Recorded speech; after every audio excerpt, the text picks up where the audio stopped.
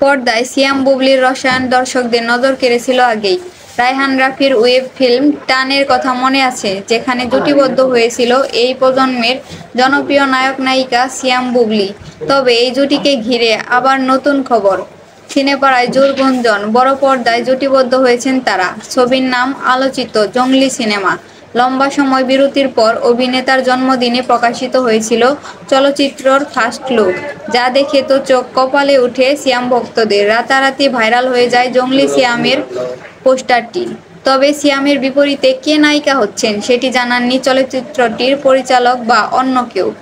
তবে বড় খবর বেশি দিন চাপা থাকে না। জানা গেছে জংলির নায়িকা ঢাকাই সিনেমার বর্তমান সময়ের ব্যস্ততম নায়িকা শবনম বুবলী। ঈদে বুবলির দুটি সিনেমা দেয়ালের দেশ এবং মায়া মুক্তি পেয়েছে। দুটি সিনেমাই বেশ আলোচিত। সমকালের অনলাইনে প্রকাশিত এক প্রতিবেদনে এই প্রসঙ্গে সিনেমার পরিচালক এম রাহিমের একটি প্রতিক্রিয়া প্রকাশিত হয়েছে। নির্মাতা বলেছেন, জংলি যে ধরনের গল্প, সেই গল্পের সঙ্গে সিয়ামের বিপরীতে বুবলিকেই বেশি মানানসই, তাই তাকে চুক্তিবদ্ধ করা হয়েছে। ইতিমধ্যে বুবলি শুটিং শুরু করেছেন। আশা করি সবাই মিলে দারুণ একটি উপহার দিতে পারব।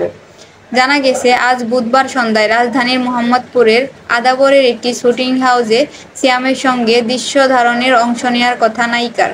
আগামী শুক্রবার পর্যন্ত ঢাকায় শুটিং চলবে। এরপর মানিকগঞ্জের বিভিন্ন লোকেশনে টানা শুটিং হবে।